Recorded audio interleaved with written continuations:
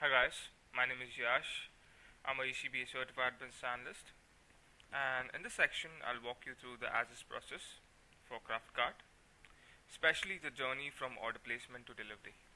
So let me just enlarge it a bit. Okay, I hope you're able to see the CraftCart as-is BPMN. The goal of this diagram is to clearly show how the system currently operates, who is involved at each stage, and where inefficiencies exist. Let's start with the customer lane.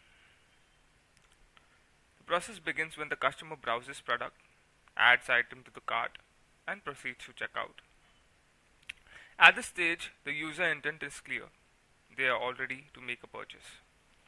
Once checkout is initiated, the request moves to CraftCart system. Here, the system checks for inventory availability. This is critical validation step because the platform currently does not guarantee real-time inventory accuracy. If the inventory is not available, the system cancels the order due to mismatch or stock issues, and the process ends here.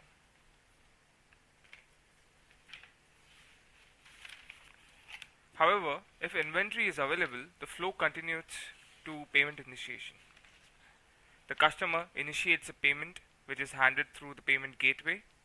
The gateway processes a transaction and determines whether the payment is successful or not. If the payment is successful, then the system generates an order confirmation and sends the order detail to seller. If the payment fails, then the customer is given the option to retry the payment.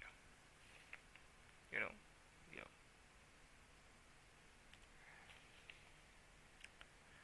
If they choose not to retry, then the order gets cancelled.